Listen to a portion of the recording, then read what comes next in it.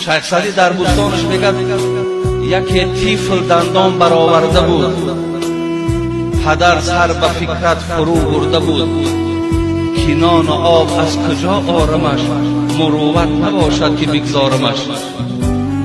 پدر میگه بچه‌اش میگه برداشت دوستداری میکرد، بوسابوسی میکرد.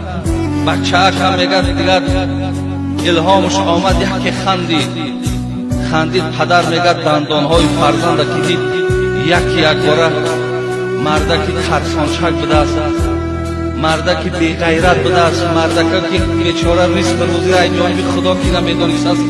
دندانهای بچه‌ش که دید میگه ترس فرار گرفت که نان و آب از کجا آرمش، مروت نباشد که بگذارمش.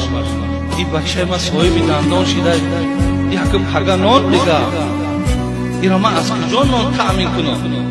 ولی بسیار ما برادران لاف میزنیم من نباشم اگر خدا بدانه یگان تایت زنده نمیمونه.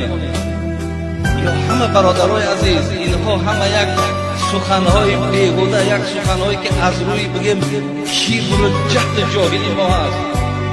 الله میگه من میدانم که ریسک شما در کجاست و از کجا به جای شما میآید، من ایره میدانم و کنترل این الله میگه در دست منه.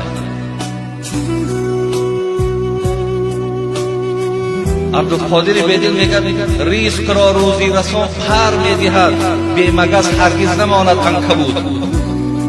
اما خانه‌های تارتنک‌ها را دیدین؟ از همینجا پشه میگه خدا ریسکی او را میگه پرش میده، پریده میرود تارتنک اونجا میخورش.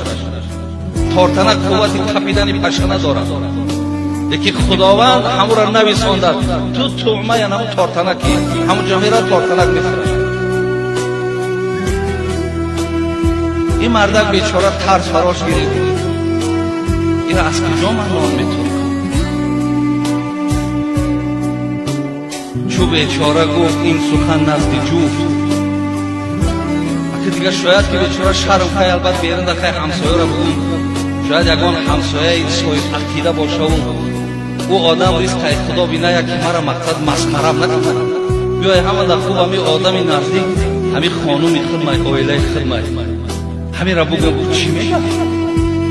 چو گفت بیچاره این سخن نزد جفت، نگر زن او را چو مردانه گفت. شیخ سعدی میگه الحمدلله که اگر این مردک دل گرده هم که نداشته باشد، این مردک بی غیرت هم که باشد، این خیل شیر زنا هم وجود دارد. نگر میگه زن او را چو مردانه گفت،